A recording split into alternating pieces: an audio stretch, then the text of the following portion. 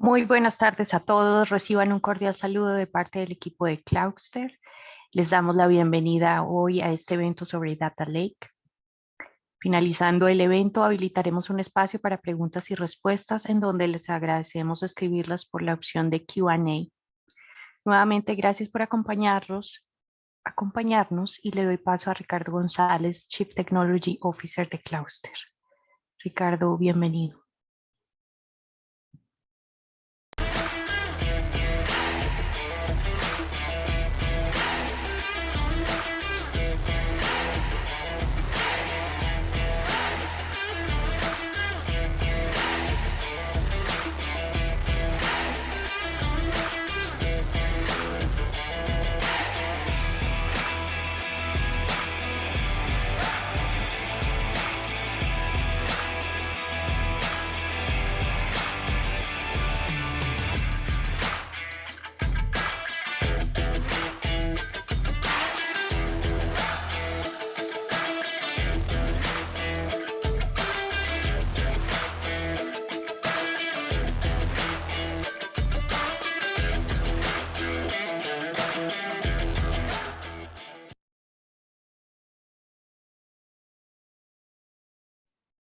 Hola, bienvenidos a todos a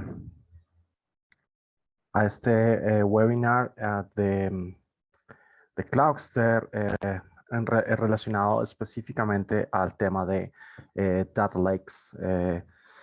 Hoy tenemos asistentes de varias geografías. Tenemos personas de Colombia, México, de Chile, Argentina. Bueno, qué bien, qué bueno que tenemos esa variedad de audiencia para este tema tan interesante. Eh, Voy a empezar presentándome. Yo soy Ricardo González, Chief Technology Officer de Cloudster. Básicamente, eh, me desempeño guiando la estrategia tecnológica en Cloudster y para ayudando a nuestros clientes a definir su estrategia tecnológica en la nube. Pues llevo más de 20 años en la industria en temas de arquitectura de soluciones y procesos de desarrollo de software. Hago parte del programa de Regional Directors de Microsoft. Básicamente somos Trusted Advisors para la toma de decisiones estratégicas de tecnología a muchas compañías. Soy arquitecto certificado en AWS, Black Belt en seguridad y modernización de aplicaciones en AWS y arquitecto de la IASA. Y bueno, ¿quién es Cloudster? Somos una compañía que nos enfocamos en todo el proceso de adopción y consolidación del uso de la nube para nuestros clientes, enfocados principalmente en áreas como migraciones, DevOps, seguridad, analítica y entornos de trabajo remoto. Todo esto enmarcado dentro de el concepto del gobierno de nube. Nuestro equipo pues está certificado en las diferentes especialidades requeridas para ello y hacemos parte de varios de los programas importantes de Cloudster de AWS al ser un partner advanced de consultoría. Entonces, el día de hoy vamos a tocar un tema muy interesante y muy importante hoy en día que tiene que ver con los data lakes. Y muchas personas en muchas organizaciones eh, escuchan el término, pero probablemente no lo conocen, no es claro, a veces se confunden con todos los procesos de analítica o las estrategias de almacenamiento y procesamiento de datos masivos. Entonces, el día de hoy lo que vamos a profundizar es entender qué son los data lakes, para qué nos sirven, qué problemas nos resuelven, qué tecnologías podemos usar para implementarlos y cómo esto pues nos resuelve esas necesidades de negocio tan comunes hoy en día en las organizaciones. Entonces, la pregunta del día es, ¿por qué Data Lakes? Y empezamos con entendiendo cómo las proporciones de los datos han venido cambiando en los últimos años. Ya nosotros no solo hablamos en términos de los datos de mis aplicaciones core de negocio, sino de muchísimas otras fuentes. Hay mucho más datos de lo que la gente cree. Por ejemplo, toda la información generada por las aplicaciones, los logs, todos los datos, por ejemplo, de tráfico web, de social media, de dispositivos. Hoy en día IoT es una tecnología presente en muchísimos espacios que genera muchos datos. Incluso la evolución de las arquitecturas de software, donde tenemos aproximaciones más orientadas a microservicios, donde hay mucha generación de datos, de logs, de traza, de comportamiento dentro de las aplicaciones, generan más y más datos que son relevantes de analizar y son supremamente útiles desde la perspectiva tanto de clientes y negocio como de operación. Entonces, hoy en día, básicamente, vemos estadísticas en que los datos crecen más de 10 veces en 5 años. Sí, es un crecimiento muy alto. ¿Y esto qué significa para las plataformas y las tecnologías que requieren analizar los datos? Y es que si tenemos un tiempo de vida más o menos de unos 15 años para una plataforma, una herramienta de analítica, esos datos pues viven 15 años y significa que la plataforma debe escalar 1000 veces la capacidad de almacenamiento si tenemos esa tasa de crecimiento, ¿no? 10 a la 3. Entonces, esto significa que muchas de las soluciones de hoy en día o que fueron diseñadas hace algunos años se van a quedar cortas en capacidad para poder procesar y analizar los datos que estamos generando y que estamos integrando en nuestros negocios. Entonces, ese es un problema latente, un problema no latente, es un problema existente ya desde hace algunos años y han habido diferentes estrategias para poderlos abordar. Por ejemplo, los mecanismos de procesamiento de Big Data, que es básicamente poder procesar volúmenes masivos de información de mucha variedad y con alta velocidad de generación de manera escalable, entonces poderlo paralelizar ese procesamiento, poder con las herramientas que tenemos procesar esos datos. Y bueno, esto es, digamos, ese es uno de los problemas, el procesamiento de esos datos, pero también hay otros problemas conexos allí. Con este crecimiento de datos, pues también han cambiado los usuarios de los datos. Entonces ya no tenemos solamente los usuarios de negocio, sino también tenemos científicos de datos, tenemos analistas, tenemos toda la parte de operaciones de las aplicaciones. Son nuevos usuarios de todo este volumen de datos que generamos. Entonces hay más gente accediendo a esos datos y también hay más requerimientos para disponibilizar esos datos. Ya hoy en día no es solamente tenerlos ahí en un repositorio y solo accede unos cuantos usuarios para hacer toma de decisiones de negocio, sino hay muchos actores más participando, interactuando con ellos. Luego debemos disponibilizarlos. Entonces tenemos nuevos requerimientos en temas de seguridad, en temas de la velocidad con la que deben estar disponibles. A veces necesitamos ya los datos en tiempo real, mucha más flexibilidad para el tipo de herramientas que puedo o que debo utilizar para analizar y procesar esos datos y poder sobre todo tener la capacidad de crecer en la medida que esa generación esa generación de datos y tanto los usuarios van creciendo en mi organización. Entonces, la analítica de datos es un reto que está presente para la gran mayoría de compañías. O sea, esto no es un problema de solo los grandes, de Facebook, de Uber, de Airbnb. No, esto es un problema de muchas organizaciones y consiste básicamente, consiste en una estructura muy sencilla, pero es un problema que no es necesariamente fácil de resolver. Las organizaciones tienen datos operacionales y datos de clientes, datos de negocio y de operaciones, ¿no?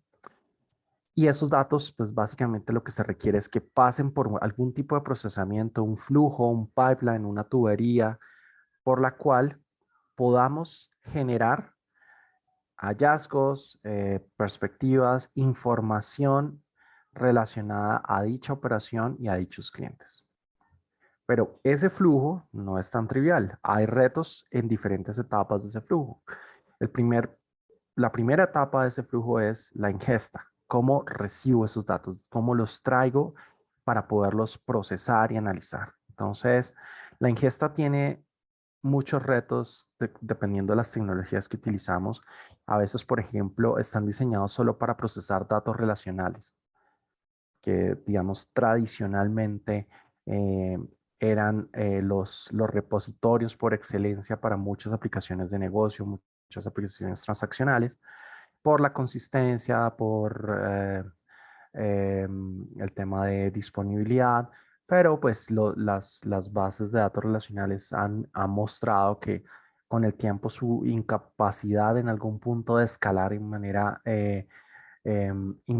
pues digamos, a los escenarios que se requieren hoy en día. Entonces por eso salieron más modelos de bases de datos NoSQL, bases de datos de llave de valor, bases de datos de grafos, que nos permiten almacenar nuevos tipos de datos y nuevo tipo de estructuras de información. Entonces, y bueno, y si le sumamos no solo bases de datos, sino también los datos de otras fuentes, los logs, dispositivos, social media, web traffic, clickstream, todas estas fuentes, pues no tienen una estructura naturalmente relacional. Entonces, eso es un reto. La inhabilidad para procesar esos nuevos tipos de datos no es trivial dependiendo de las tecnologías que se usan. Ahora, este volumen de datos que generamos, ¿cómo lo almacenamos? Ya no estamos hablando de gigabytes ni de terabytes, sino estamos ya hablando de petabytes y exabytes. Entonces, ¿qué tecnología, qué data warehouse me va a soportar un petabyte? ¿Qué data warehouse me va a soportar un exabyte? ¿Y qué costo me significaría?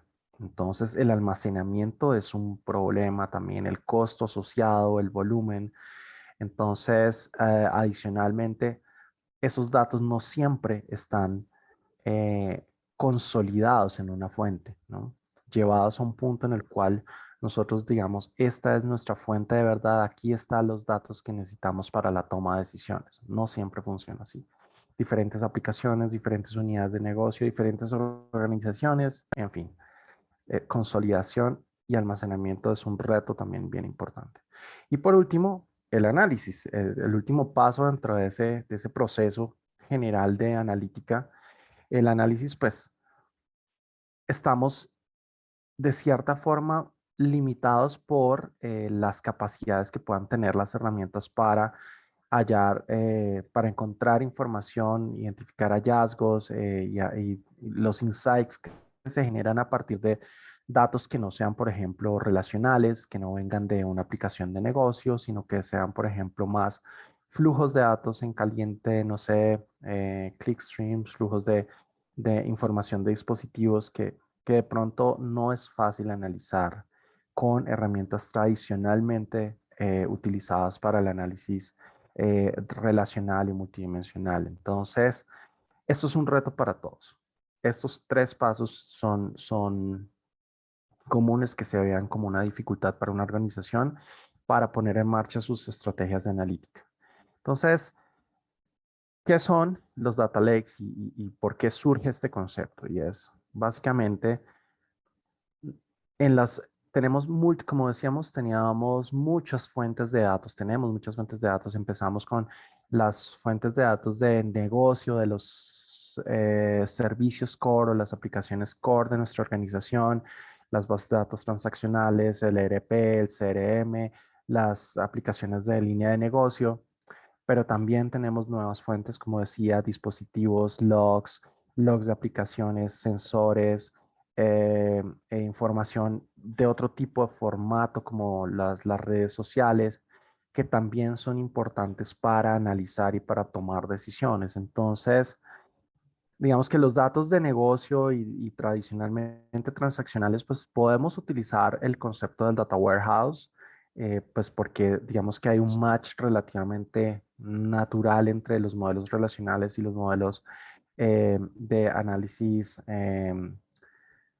de OLTP, de OLTP y OLAP, ¿no? Entonces, los análisis multidimensionales. Pero los demás datos, pues necesitamos utilizar algún mecanismo para poderlos consolidar y poderlos procesar. Y ahí entra ese concepto también del data lake. El data lake ya vamos a definir qué es como tal. Pero estas diferentes fuentes nos van a permitir construir un catálogo de datos con los cuales ya podríamos hacer todas nuestras tareas de procesamiento, de disponibilización y análisis de los mismos. Entonces, nuestras consultas y reportes al Data Warehouse, procesamiento a través de mecanismos de tecnologías, de Big Data, de análisis de procesamiento paralelo, consulta y manipulación interactiva, flujos de datos en real time, para sacar datos que alimenten nuestros servicios de inteligencia de negocio y también para alimentar modelos de machine learning que nos puedan ayudar a encontrar otros aspectos escondidos en la data o para, por ejemplo, armar modelos que nos permitan predecir comportamientos basados en toda esta data histórica y data de negocio que tenemos hoy en día. Entonces, ¿qué proveen los data lakes? Un mecanismo para poder almacenar datos relacionales y no relacionales. Una alta escalabilidad porque vamos a ver que el almacenamiento en los data lakes no está atado a un motor de base de datos que nos permite, que nos limite, que nos conecte tanto el cómputo con el almacenamiento, que eso es básicamente en un servidor de base de datos tenemos esta relación intrínseca de los dos. Nos va a proveer múltiples herramientas para poder realizar esas operaciones de analítica y de machine learning sobre esos datos sin tener que moverlos. Esto es algo súper importante porque normalmente en todos estos procesos de analítica hay un proceso, hay un trabajo importantísimo de traer los datos, lo que conocemos como el ETL, extracción de los datos de la fuente, transformarlos y cargarlos a un repositorio como nuestro Data Warehouse. Entonces nosotros al tener los datos ya, hacer un dump de esos datos en un data lake, podemos hacer ese procesamiento sobre ese data lake sin tener que volver a moverlos y llevarlos y transformarlos. Y está diseñado para utilizar almacenamiento y servicios de analítica de muy bajo costo. Entonces, estas son las características que busca resolver el concepto del data lake. Entonces, basado en eso, lo que podemos tener con un data lake es cualquier carga analítica a cualquier escala al menor costo posible.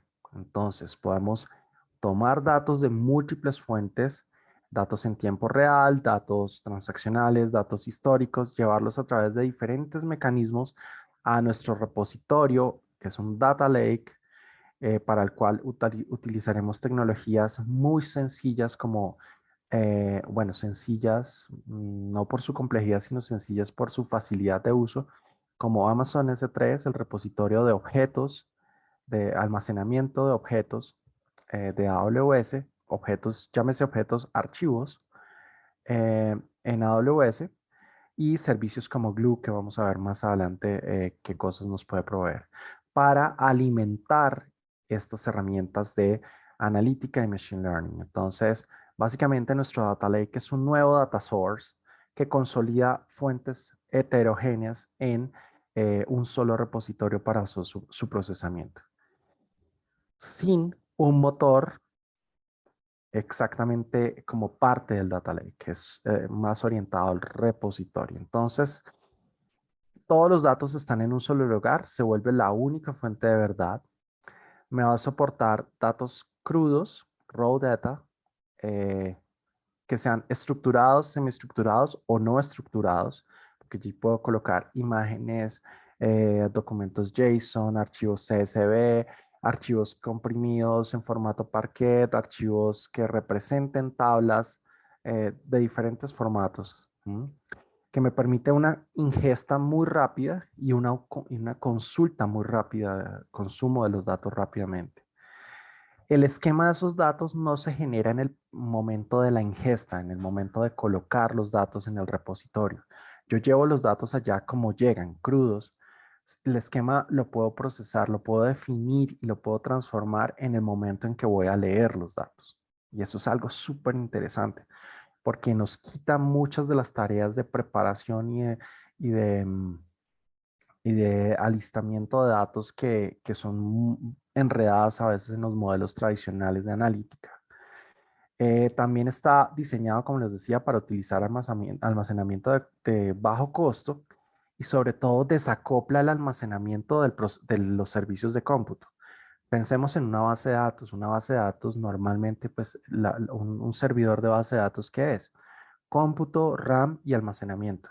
Y para escalar necesito subir generalmente, si el volumen de datos es mucho más alto, generalmente tengo que escalar también el cómputo que requiero para procesarlo.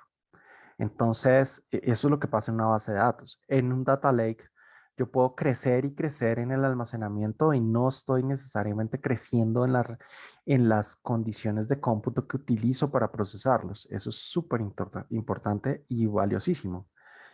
Adicionalmente, soporta pues todas las reglas relacionadas a la protección y seguridad de los datos, que es otro elemento clave aquí, porque pues allí en estos repositorios podemos tener datos personales, datos privados, datos sensibles, que pues deben protegerse de manera adecuada. Entonces, un data lake, ¿qué es? Es un repositorio centralizado que nos permite almacenar todos los datos estructurados y no estructurados a cualquier escala. No tenemos conceptualmente el límite de la escala en la que podemos almacenar datos allí. Entonces, al igual que algunos procesos de analítica tradicionales, vamos a encontrar ciertas similitudes en los pasos típicos para construir un data lake. Entonces, lo primero es configurar el storage, el almacenamiento, que es básicamente definir cómo voy a organizar esos datos en un repositorio como S3, en un bucket. S3 es el concepto del repositorio en S3 es los buckets, unos baldes que pueden tener el concepto como de carpetas y piensen como una estructura de carpetas básica en la cual colocamos archivos. ¿Sí? Entonces tenemos que configurar ese repositorio, luego empezar a alimentar, ingerir esos datos desde sus orígenes. Y los orígenes pueden ser varios, pueden ser bases de datos, pueden ser directamente las aplicaciones, pueden mandarme los datos de una vez a ese repositorio, no tienen que pasar por un paso intermedio, pueden llegar ahí en su formato crudo. Ya más adelante veré cómo hago el proceso de limpiar y catalogar esos datos, darle una estructura o identificar esa estructura de los datos para poderlos procesar. Luego, configurar todas las políticas y condiciones de seguridad y cumplimiento que requiera ese repositorio para luego disponibilizar los datos, exponer un mecanismo mediante el cual yo pueda habilitar la consulta de los mismos, porque pues, los usuarios, recordemos, nuevos usuarios, nuevas aplicaciones, nuevas necesidades de negocio van a requerir consumir esos datos. Entonces, ese es un proceso que pues, de alguna manera se asemeja a los procesos de carga hacia un modelo tradicional de analítica basado en Data Warehouse, pero es un poco más sencillo porque aquí podemos trabajar con los datos más en crudo y en volúmenes mucho más altos, también en caliente. No necesitamos hacer como esos procesos batch de carga nocturna y recalcular todo el cubo para poder sacar los valores y los indicadores de negocio. Entonces, aquí es una estrategia, una aproximación mucho más en caliente sobre los datos. Eh, en AWS, ¿qué tenemos para poder implementar un data lake? Quisiera primero, como quisiéramos un repaso rápido sobre el stack de base de datos y analítica de AWS. Esto es solo pues una pequeña parte de lo que hay disponible, pero es importante conocerla. Entonces, por ejemplo, en términos de herramientas de movimiento de datos, está servicios como DMS, Database Migration Service, me permite llevar de una base de datos a otra. Kinesis, que lo vamos a ver en una demostración, Kinesis Data Firehouse. Kinesis Data Firehouse es básicamente un mecanismo para poder llevar flujos de datos de altísimo volumen a repositorios, a diferentes repositorios como S3 o como otros destinos de esos datos. Los data streams, data pipeline, son algunos de esos servicios que me permiten llevar datos de un lado a otro. En el concepto de Data Lake, como les decía, tenemos el almacenamiento S3, tenemos todos los servicios de Lake Formation que me permite definir todas las estructuras de cumplimiento, de seguridad y gestionar como un todo mi Data Lake.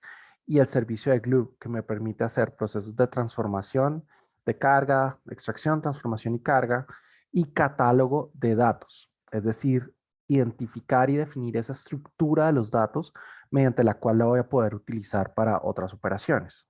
Súper importante. Más arriba de esto, entonces tenemos los servicios de base de datos.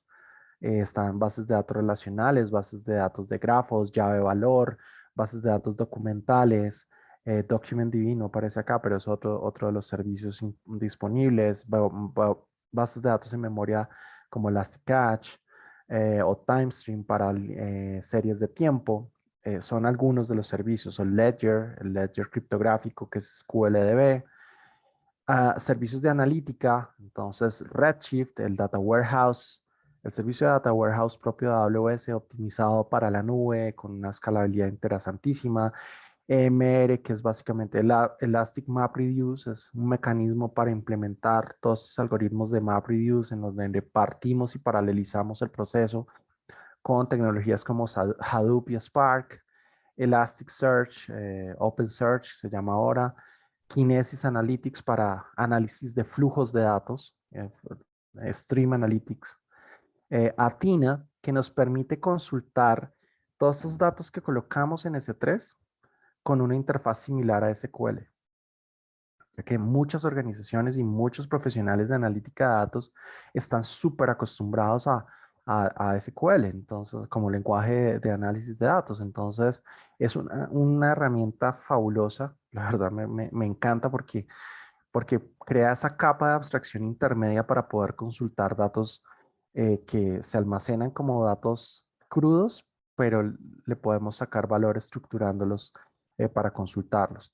Los servicios de blockchain y pues además todos los servicios de análisis e inteligencia, machine learning. Entonces, QuickSight para visualización y generación de dashboards, SageMaker para pues todos los temas de los frameworks de inteligencia artificial con los que podemos hacer armar modelos predictivos o de diferentes aproximaciones sobre los volúmenes de datos que tenemos almacenados allí y ya los APIs especializados propios de AWS para análisis de texto, análisis de imágenes, traducción, transcripción, análisis de lenguaje natural, en fin. Entonces, esto es una cantidad de servicios súper interesantes que podemos integrar a nuestro Data Lake, ¿sí? Y específicamente para los data lakes, pues vamos a concentrarnos en algunos de los servicios importantes. Los servicios que me dan, me habilitan la ingesta, que tienen que ver, por ejemplo, vamos a hacer un ejemplo, con Kinesis, Data Firehouse, o DMS, Database Migration Service, que me permite sacar y llevar de bases de datos a un repositorio como S3, que recordemos, S3 va a ser ese corazón de nuestro data lake, que es el repositorio por excelencia de los datos. S3 es un almacenamiento de muy bajo costo comparado con el almacenamiento que requiere una base de datos relacional o un data warehouse, ¿sí? Para catalogar y buscar podemos utilizar diferentes servicios. Vamos a usar Glue en un ejemplo que vamos a hacer. Y para la consulta y el provisionamiento y analítica de estos datos, pues también tenemos otra serie de servicios. Por ejemplo, Redshift como herramienta de Data Warehousing también puede integrarse con S3 de manera nativa, no para cargar los datos, sino para consumirlos sin moverlos. Recordemos ese concepto de consumir los datos directamente desde el repositorio, desde el Data Lake, no tener que llevarlos a montarlos en una base de datos para poderlos utilizar. Entonces vamos a empezar con una pequeña demo en la cual vamos a utilizar Kinesis Data Firehouse para generar datos y colocarlos en un repositorio, en un bucket S3. Entonces, denme un segundo, ya me cambio de pantalla. Ah, ok, espérenme.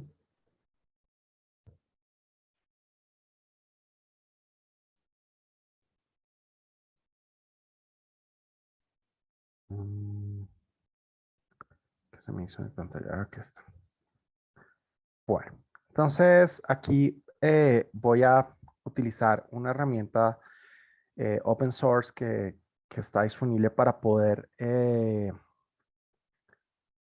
generar datos y llevarlos a un stream de Data Firehose. Entonces, básicamente yo lo que hice fue un setup de esta herramienta para enviarle datos a este stream. En Kinesis Data Firehose, quiero mostrarles nuevamente. Eh, Data Firehose básicamente es un mecanismo que me va a permitir desde múltiples fuentes de datos llevar hacer una entrega muy rápida de los datos con transformación opcional en el proceso hacia diferentes destinos como S3, Redshift, OpenSearch, APIs, un API Gateway externo, a servicios como Splunk y otras herramientas adicionales que se integran de forma nativa a Data Firehose. Entonces, la generación de datos puede ser desde las aplicaciones con el SDK AWS, entonces mando los datos directamente desde donde se originan, los mando al Data Firehose. O pueden venir de data streams, de la gente de Kinesis que puede estar monitoreando los logs de mis aplicaciones. Ay, se me movió esto. Los logs de mis aplicaciones. O también desde otros agentes hay implementaciones de la gente de Data Firehose que son open source que puedo integrar en diferentes aplicaciones, por ejemplo, cuando el SDK no está disponible en ese lenguaje particular. Y hay 20 servicios más de 20 servicios que se integran directamente a Kinesis Firehose, Data Firehose. Entonces, lo que voy a hacer en este ejemplo o esta herramienta lo que hace es que genera dinámicamente datos con la estructura que yo defina. Entonces aquí le estoy diciendo, mira, voy a utilizar esta estructura, esto es una aplicación sencilla que tiene un catálogo de productos, entonces product name, color, departamento, producto, el URL de la imagen, la fecha desde que se vende, la fecha hasta que se vendió, el precio, y tiene un lenguaje muy sencillo para definir ese template de datos. Entonces con él, lo que voy a hacer es generar muchos registros. Quiero que genere 1000 registros por segundo. Aquí podemos probar esa estructura de datos, cómo sería lo que nos va a generar y va a generar un documento JSON que va a mandar allá a Kinesis Data Firehose. Entonces, lo que voy a hacer es ponerlo a mandar datos. Entonces ahí ya está empezando a generar 1000, 2000, 3000 datos. Vamos a ver qué significa esto. Ese Data Firehose, yo ya había venido preparando pues para esta demostración algunos datos, pero se los voy a mostrar aquí. Aquí estoy en ¿dónde estoy acá? Kinesis. Por aquí estoy en la vista de ese stream, de ese flujo que tenemos de, de Firehose. Está configurado para enviar esos resultados a un bucket de S3. Y acá tenemos algunas de las estadísticas de esos datos que he venido generando ahí para esta demostración. Entonces, en las últimas 3 horas han habido una generación de datos. Ahorita en unos segundos vamos a ver que se actualizan estos datos. Pero veamos qué significan esos datos en S3. Entonces, yo por acá tengo también el repositorio, el bucket en donde estoy llevando esos datos. Entonces, los estoy dejando en esta carpeta, raw. Y él automáticamente, cuando vienen los datos de Data Firehose, va creando una estructura que me permite crear esas diferentes segmentaciones, ya sea por año, mes, día, hora, en la cual se está generando la data. Entonces, esto es hora, ¿hora qué? Hora UTC. Entonces, por eso estamos viendo estos archivos así. Entonces, fíjense, estamos acá, estamos estos datos. Entonces, veamos por aquí. Quiero mostrarles uno de esos archivos que se generaron. Entonces, voy a descargar este dato, este documento, y lo vamos a abrir. Es un archivo comprimido. Entonces voy a abrirlo con un editor para que veamos qué es lo que contiene esto. Entonces por aquí está el archivo que acabamos de abrir. Y son muchos registros con esa estructura que definimos, ¿sí? Que están llegando. Imagínense que esto es una aplicación, un e-commerce que está generando estos datos en caliente, ¿sí? No tengo que irme a la base de datos para traerme esos datos después. Los estoy generando en caliente. Entonces, esto es súper, súper, súper importante, súper valioso porque no necesito esa intermediación y ese proceso, sino que los datos en caliente los puedo llevar, los puedo procesar. Ahora, ¿qué significa esto dentro de, em,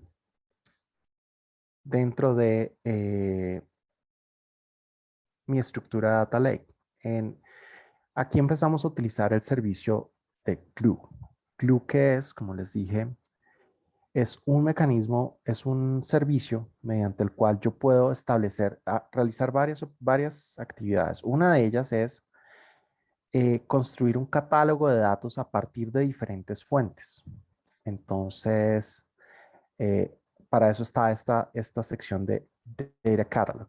Y el Data Catalog puede utilizar, arma estas definiciones, pero también puede tener un servicio que son los crawlers. ¿Un crawler qué es? Un crawler es básicamente un proceso mediante el cual vamos a tomar datos en un repositorio y analizarlos. Aquí yo ya configuré este crawler que lo que está haciendo es ir hacia el bucket S3, hallar la carpeta raw, y ese crawler lo que hace cuando lo corremos, coge y captura toda la información de ese bucket y analiza la estructura de los datos que tiene.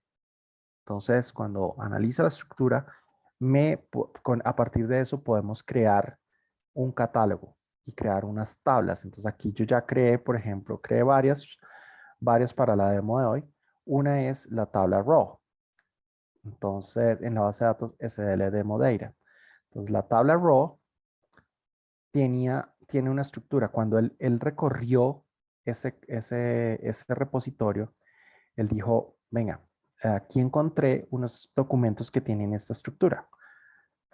Product name, color, department, toda la estructura que veíamos en el, en el generador de datos. Y adicionalmente identificó las carpetas como particiones, las particiones me van a permitir hacer un acceso más eficiente sobre los datos. Entonces, él identificó en la versión original, identificó las particiones, pero no les asignó un concepto dentro del modelo de datos. Yo lo que hice después fue editar esa tabla, editar esa estructura para renombrar las particiones como año, mes, día y hora. Y de esa manera darle más sentido a los datos que tenemos allí. Entonces, esta es la versión 1 y esta es la versión 0 y versión 1 de esa estructura de tabla que armé en la tabla raw. Y esa tabla básicamente ya la puedo utilizar como una estructura, como origen de datos para otros procesos. Entonces, vamos a ver, por ejemplo, vamos a ver en otra presentación, en otra sección de la demo, vamos a ver cómo se pueden utilizar esos datos para hacer procesamientos básicos. Entonces, volvamos a la presentación y continuamos. Entonces, por acá estamos viendo cómo utilizamos en un Data Lake un servicio de ingesta como Kinesis Data Firehouse. Básicamente, tenemos un originador de datos que puede ser una aplicación, un flujo, unos logs o cualquier dispositivo también. Y esos datos vamos a llevarlos directamente a un repositorio como S3. Y después lo que hicimos fue con Glue hacer una catalogación de los datos. Eso ya lo hicimos con Glue. Armamos ese catálogo que es la estructura del dato. La estructura que era la tabla raw con sus campos ya la tenemos definida. Ahora, ¿qué vamos a hacer? Vamos a hacer también un proceso de transformación de los datos. Entonces, ¿qué sucede? Hay múltiples formatos para el ejemplo que voy a hacer en este caso. Eh, Voy a mostrar la capacidad que tiene Glue para hacer transformaciones sencillas entre formatos de datos. Entonces, ¿qué significa esto? Esos datos que llegaron ahí al bucket están en un formato JSON, ¿cierto? El JSON, JavaScript Object Notation, es un formato pues, útil en las aplicaciones y útil para las APIs REST, pero de pronto no es el formato más eficiente para hacer procesamiento masivo de los datos. Hay múltiples formatos que me permiten estructurar la data de manera columnar y con los cuales también puedo comprimir los datos. Entonces, el dato en claro necesita mayor procesamiento porque necesita leer más datos. Irónicamente, suena para muchos podría no ser lógico el que leer el dato en claro pueda ser más costoso que leer un dato comprimido y en una estructura un poco más sofisticada.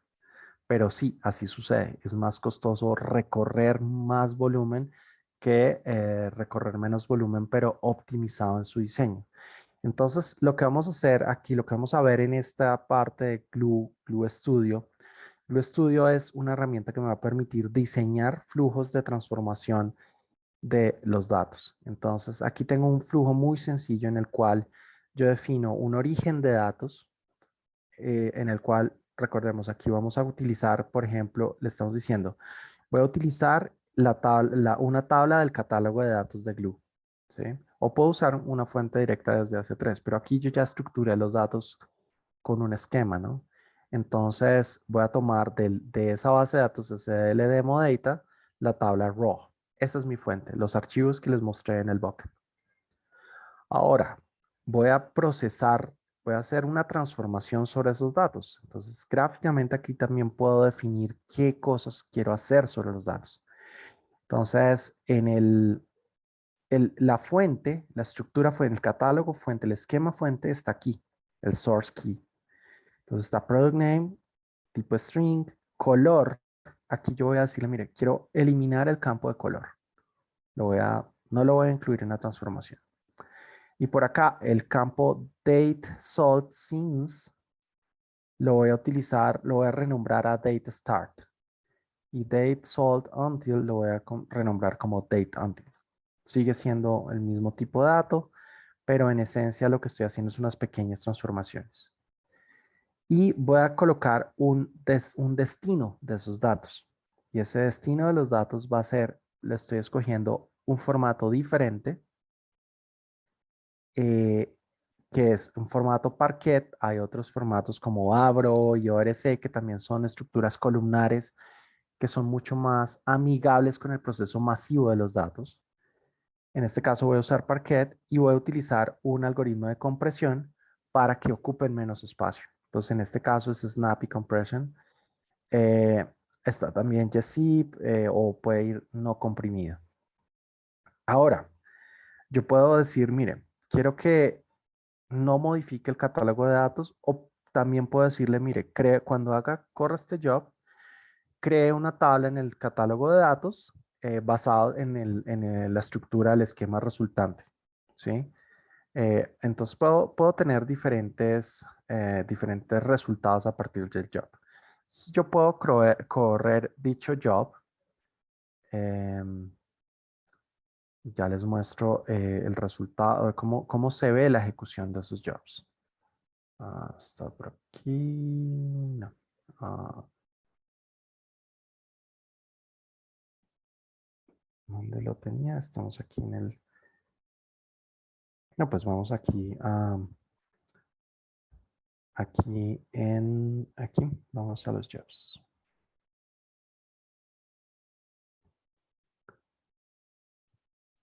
Entonces, esta es la interfaz de jobs de Glue Studio. Entonces, por aquí yo había ya construido ese job. Está el transform JSON to Parquet. Yo puedo seleccionar ese job y quiero decirle, bueno, voy a correrlo. Estaba ahí en el editor. Vamos a correrlo y vamos a monitorear el comportamiento de esos jobs. Entonces, aquí, por ejemplo, ya había corrido uno y fue satisfactorio. Simplemente lo corrí para precargar los datos. Vamos a refrescar aquí. Aquí si volvió a correr, ya debe estar volviendo a correr.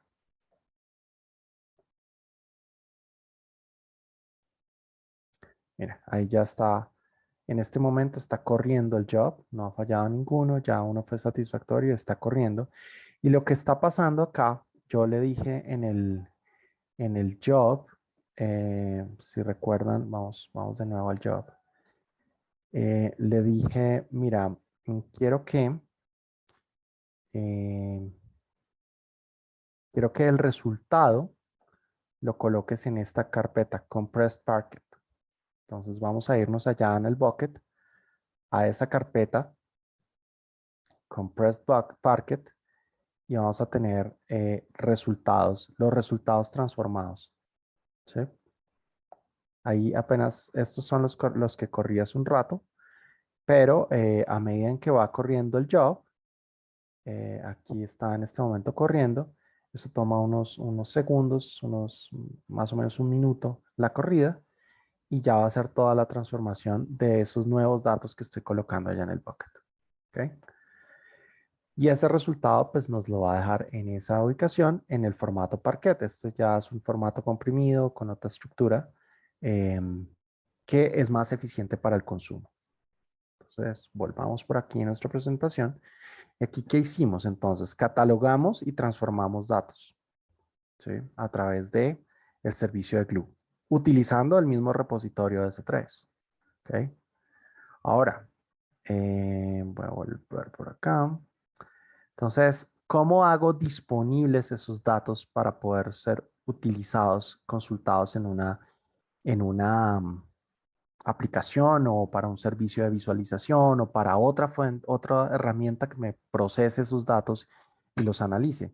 Entonces, aquí voy a hacer una demostración utilizando unas fuentes de datos. Estos datos pues todavía son volúmenes muy pequeños para pues una demo que pueda sonar relevante o súper interesante, pero vamos a ver cómo funciona. En este caso, lo que voy a hacer es utilizar el servicio de Athena para consumir un repositorio de datos supremamente grande, más o menos de bueno, supremamente nada, grande, de 170 gigas de datos que están expuestos de manera pública. Podemos utilizar los datos del proyecto GDELT. Este proyecto GDELT, básicamente, ¿qué es? Es un proyecto que monitorea todos los contenidos de todos los países, bueno, de muchos países, eh, en muchos lugares del mundo en donde suceden eventos y identifica las personas, las ubicaciones, las organizaciones, las temáticas, las fuentes de datos, las emociones generadas por los eventos que suceden allí, que suceden en todo el mundo. Y esto va almacenando esos datos. Entonces, AWS, ¿qué hizo? Tomó esos datos y los disponibilizó en un bucket público para que podamos utilizarlos en nuestros escenarios de prueba.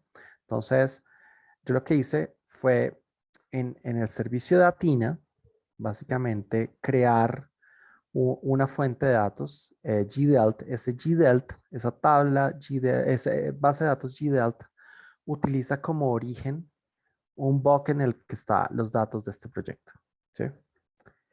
Adicionalmente, yo creé otras tablas que son tipos, grupos, event code y countries. Esas las coloqué en nuestro bucket. Entonces quiero mostrarles aquí. En el mismo bucket creé una carpeta GDELT y dentro de GDELT creé unas carpetas countries, event code, groups y tipos. Y allí, pues básicamente lo que hice fue colocar un archivo TXT que tiene los contenidos de una lista de países, lista y código de países. Y con eso, entonces alimentamos un catálogo, una tabla en Athena. Por aquí estamos, ¿dónde estamos en Athena? Aquí. En la cual esas tablas, por ejemplo, countries, tiene código de país y país. Yo podría, por ejemplo, decir,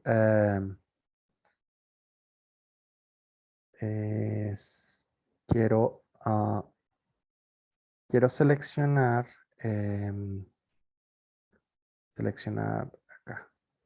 Entonces, bueno, voy a hacer, para no demorarme por el tiempo, voy a, sí, ya estamos muy encima. Voy a correr algunos queries que ya tenía listos, en los cuales, por ejemplo, hacemos un recorrido sobre toda la tabla de eventos. Esta tabla de eventos, como les decía, tiene, o al menos hace un tiempo, tenía como 170 y algo gigas de datos. Aquí, mira, lo que vamos a hacer en esta consulta es consultar año, contar el número de eventos como número de eventos desde la tabla GDELT Events. Esa es la tabla principal, la que está allá en ese otro bucket. Aquí esta tabla no la referencié en el bucket que yo creé, sino en el bucket externo que está disponible, está público por parte de AWS. Y allí esta tabla tiene esta estructura. Las diferentes personas, bueno, tiene una información allí de las diferentes participantes dentro de ese evento que se registró allí. Entonces, lo que vamos a hacer es contar el número de eventos y agruparlo por años y ordenarlo de manera ascendente. Entonces voy a correr ese query. Ay, ¿qué? Correr el query completo. Entonces vamos a ver aquí algunas estadísticas de la ejecución. Duró 150 milisegundos en la cola para iniciar su ejecución y ya está corriendo. Lleva 11 segundos, 12 segundos corriendo, pero escaneó 192 gigas de datos. ¿Sí? Hay bases de datos de organizaciones que no ocupan ni la 20ª parte de este volumen de datos. Y a veces tenemos consultas que se demoran minutos sobre ese volumen de datos, en bases de datos relacionales a veces. Entonces, recorrimos 192 gigas de datos para obtener este resultado y la cuantificación de los eventos para tener, por ejemplo, en 2013 hubo 35 millones de eventos, mientras que en 1979 hubo 430.000 eventos registrados allí.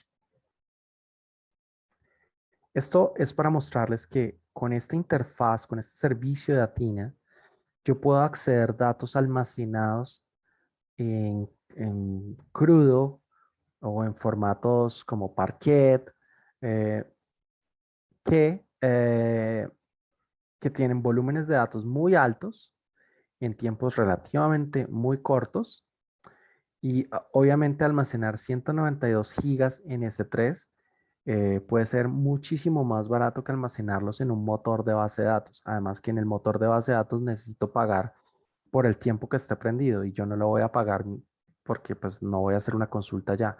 Mientras que aquí el consumo de Athena es por las llamadas que yo hago, no por el tiempo que está prendido, no es por tenerlo allí, sino es por las ejecuciones y el recorrido de datos que yo haga. Entonces, esto es mucho más cercano al concepto de la nube en el sentido de yo pago por lo que consumo y no por también, no pago también por tiempo muerto como sucede con digamos, a veces la infraestructura como servicio. Entonces, de esta manera podemos implementar eh, acceso a repositorios como S3.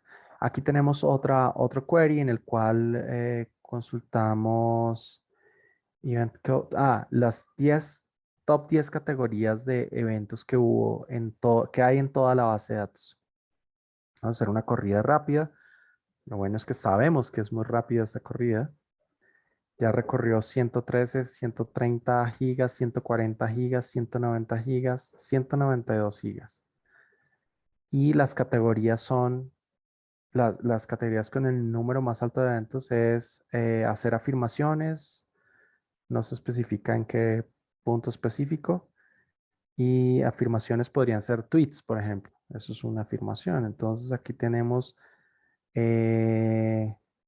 46 millones de eventos de statements de personas, pues, digamos, relevantes en la sociedad, muy relevantes en la sociedad.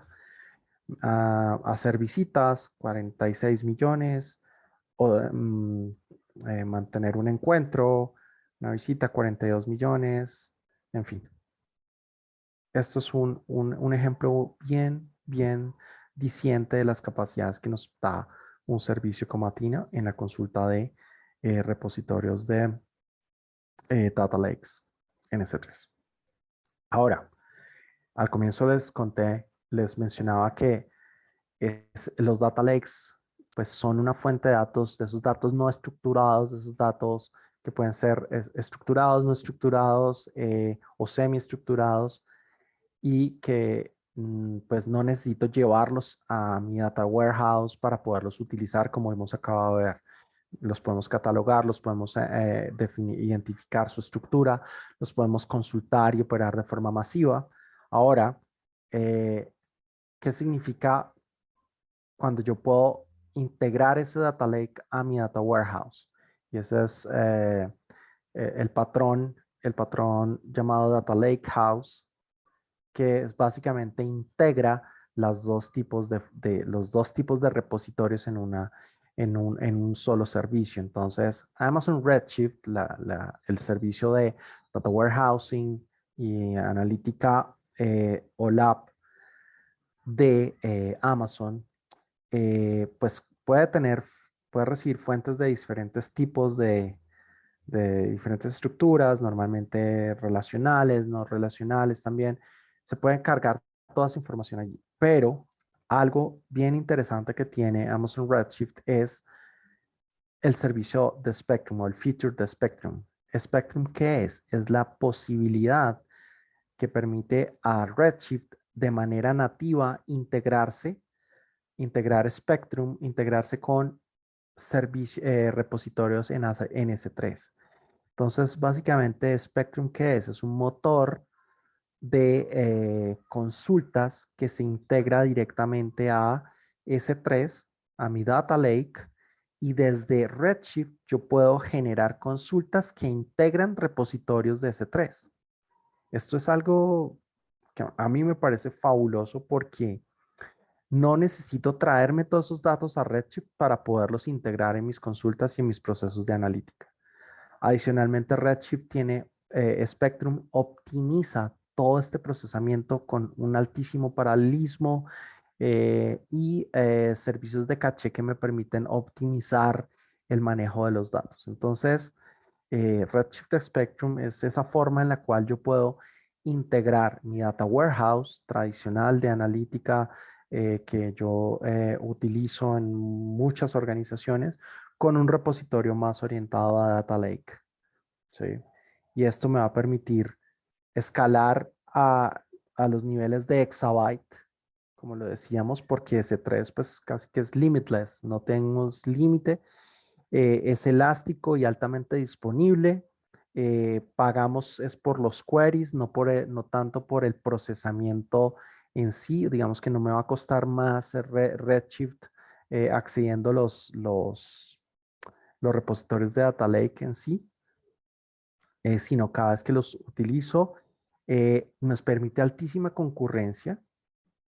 Puedo tener, de hecho, múltiples clusters de Redshift hablando con el mismo Data Lake. Entonces, yo podría tener, por ejemplo, si es una organización muy grande en la cual tenemos Data Warehouse por unidades, por ejemplo, unidades de negocio, pero pues tenemos un Data Lake corporativo en donde está la única fuente de verdad, pues esos Data Warehouse también pueden consultar en paralelo ese repositorio de Data Lake House para complementar sus modelos de analítica.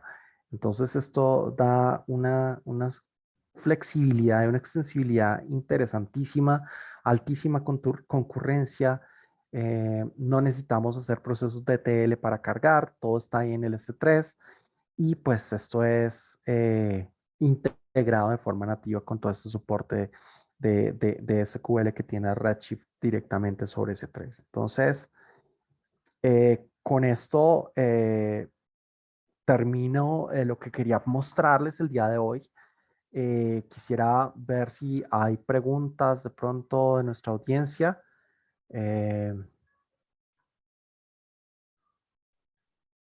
No sé si Hola tenemos Ricardo, preguntas. Hola. tenemos un par. Sí, ok. Dice, ¿puedo migrar mi data warehouse de Google BigQuery a Amazon Redshift? Sí, sí, es una excelente pregunta y sí, definitivamente se pueden traer todos sus datos de BigQuery a Redshift.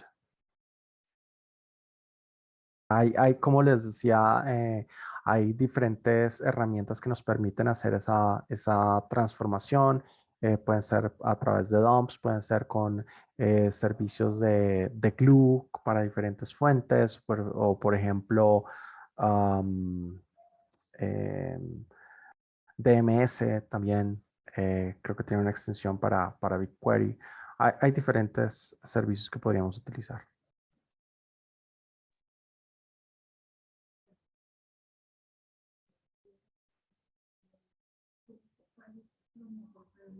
No, no estoy escuchando. Si estás diciendo algo, no.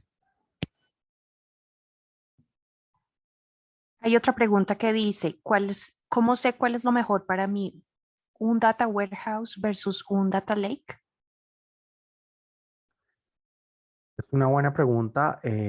Realmente depende del tipo de información que esté manipulando y el tipo de información que esté utilizando. Son varios factores los que determinan ahí. Digamos que no hay como un único criterio, pero las fuentes de datos, los tipos de datos que manejo, ¿cuáles son mis fuentes? ¿Son datos 100% relacionales o utilizo diferentes fuentes de diferentes tipos? También, ¿qué tipo de preguntas de negocio voy a utilizar? ¿Y qué tipo de análisis voy a hacer sobre? O sea, al final, las preguntas determinan el análisis que voy a hacer. Entonces, digamos que no hay una respuesta única de cuál es mejor, un data warehouse, un data lake. Realmente depende mucho de tanto del dato del insumo como de las preguntas de negocio que quiero resolver con ese análisis que voy a hacer. Entonces, en algunos casos, por ejemplo, si principalmente los datos son no estructurados, probablemente es más sencillo irse por el camino del data lake porque me va a permitir más fácilmente la ingesta y el procesamiento de los mismos que de pronto tener que hacer un proceso de ETL para cargar en un data warehouse, porque en el data warehouse, pues al final estoy amarrado a un esquema. Entonces, de pronto, eso podría ser un criterio importante dependiendo de la estructura de los datos que uso para irme por un camino u otro, pero en realidad se deben integrar varias de las preguntas que mencioné. El origen de datos, la fuente de los datos y las preguntas de negocio que quiero responder. Aquí hay otra pregunta. Dice, ¿puedo realizar consultas para eventos o servicios de real time? Eh, sí, claro que sí. Lo que hablábamos, por ejemplo, cuando les mostraba el Data Firehouse está trayéndome esos datos casi que en tiempo real. Yo puedo utilizar otros, si necesito Streaming Analytics, puedo utilizar Kinesis Analytics, pero al final, si llevo todos esos datos a S3, si mi tiempo de respuesta está bien que funcione dentro de unos pocos minutos, puedo utilizar directamente el Data Lake para esos datos, casi que en real time. Entonces, hay varios servicios que me permiten ese procesamiento de streaming caliente, como podría ser Kinesis Analytics, pero también desde el Data Lake tengo una ventana realmente corta de análisis. Depende de qué tan real time es la respuesta que necesito. Gracias. La siguiente dice, la herramienta para seguridad de información, ¿cómo se usa? ¿La puedes mostrar, por favor? Bueno, por tiempo no alcanzaría, ya se nos agotó el tiempo, pero básicamente los servicios de protección de datos en AWS incluyen cosas como, bueno, IAM, Identity and Access Management, KMS, Key Management Service para el cifrado de los datos, también, por ejemplo, Macy, que nos permite, por ejemplo, analizar volúmenes de datos en S3 para identificar posibles escenarios de información sensible o información que de pronto no esté bien protegida y pues crear estrategias para protegerlas. Está también el Lake Formation. Lake Formation nos permite definir esas políticas y controles que voy a armar dentro de mi Data Lake. Eh, por tiempo no lo podría, no, creo que no alcanzaría a mostrarlo, pero es más o menos ese conjunto de servicios son algunos de los que nos ayudan a crear ese modelo de seguridad sobre estos datos. Gracias. La siguiente dice, ¿cómo definir la arquitectura del Data Lake? ¿Algún framework? Sí, pues básicamente ahí podemos seguir las estrategias de modelamiento para analítica generales. O sea, realmente el, siempre en analítica hablamos de lo mismo, que cuál es la pregunta de negocio que quiero resolver. Entonces, todo ese trabajo backwards de definir a partir de la pregunta, de la o las preguntas que quiero responder, qué procesamiento debo hacer y cómo puedo estructurar los datos. Pero la gran ventaja o uno de los principios con los cuales uno puede partir es que el data lake debería poder recibir todos los datos en crudo, en bruto, masivos, en caliente.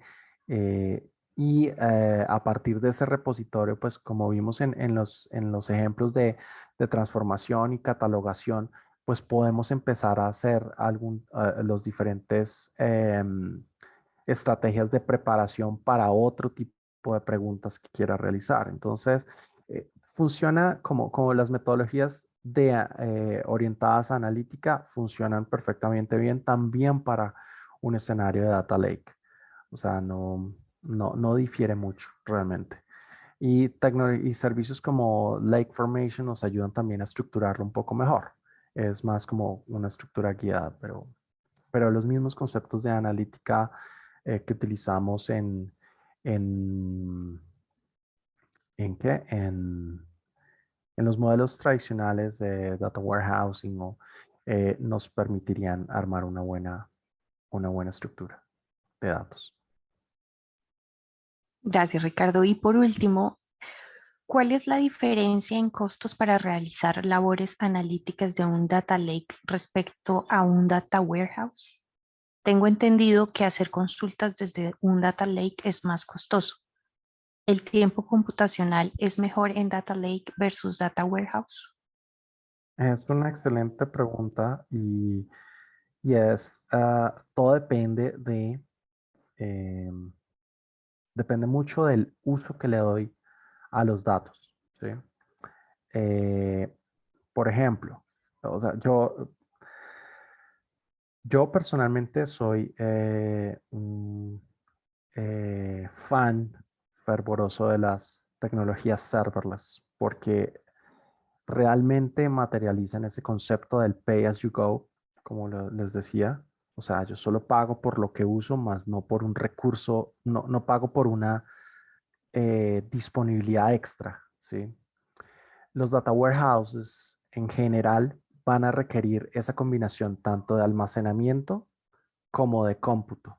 Entonces, el data warehouse va a requerir una instancia o un clúster de instancias que son procesador, RAM y almacenamiento asociado, que para poderlo consumir debo tenerlo prendido dentro de las ventanas de tiempo que voy a utilizar. Por lo general, un data warehouse, una organización no lo apaga en ventanas de tiempo, sino que lo tiene disponible, tienen procesos periódicos de carga y de transformación y de recálculo de ciertos modelos. Entonces, pues digamos que el tiempo muerto dentro de esa utilización de ese recurso no es despreciable, pero no es fácil también consumir menos allí en un data warehouse. El data lake, por el contrario, el costo fijo que voy a tener es, pues no más que fijo, el costo constante que voy a tener es el almacenamiento, que también lo voy a tener el data warehouse, pero el almacenamiento es un costo que voy a tener a un precio, a una tasa menor que la que voy a tener en un data warehouse. Sí, eso primero que todo. Como segundo, lo que les mencionaba, ahí sí entra a tener una relevancia importante la forma en que yo almaceno los datos. ¿Y esto por qué? Básicamente, como les explicaba, un dato en CSV o en JSON puede que esté en claro y sea útil para una persona leerlo, pero no es el más óptimo para una máquina procesarlo. Entonces, eh, un CSV ocupa más espacio y entonces al hacer una consulta voy a requerir procesar más datos. Así sea el mismo, digamos así, no sé, un archivo JSON que ocupe, no sé, 10 megabytes, comprimido y en otro formato como Parquet puede ocupar, no sé, 80K. Entonces, el costo de procesar 10 megabytes es muchísimo más alto que el de procesar mis 80K. ¿Sí? Entonces, también depende de la forma, la estrategia en la que almacene mis datos, es un factor importante. Y la segunda es, pues, la frecuencia con que los estoy consultando y de pronto cómo puedo hacer para, por ejemplo, optimizar si tengo, no sé, unas consultas muy pesadas que hago constantemente, pero que de pronto no son, digamos, no es que cambien mucho en el tiempo esos resultados, pues también puedo utilizar estrategias como el caching o servicios como lo que mencioné de Spectrum, que me permiten optimizar esa ejecución de esas consultas. Eh, entonces, digamos que no siempre es más caro la consulta desde el Data Lake. De hecho, pues yo creo que en muchos casos el tiempo muerto de un Data Warehouse puede ser más costoso. Es, creo que es un escenario case by case en el cual toca analizarlo, pero esa es la diferencia importante y pues creo que hay muchas ventajas cuando hablamos de volúmenes supremamente altos de datos. Puede también que la escala también sea un factor que pueda determinar una diferencia importante allí. Gracias, Ricardo. No hay más preguntas. Excelente, ¿no? Pues no me queda más que agradecerle a todas las personas que asistieron a esta sesión. De verdad, muchas gracias por su tiempo, por su interés, por su atención. Espero que les haya podido aclarar muchos de los conceptos eh, que relacionados a esto del data warehouse y las tecnologías de relacionadas a la analítica en AWS y cómo se pueden integrar. Em, y bueno, que esto les abra un poco los ojos sobre las posibilidades que tenemos en la nube en este tipo de servicios y tecnologías. Muchísimas gracias a todos y que tengan una excelente tarde, ya casi noche.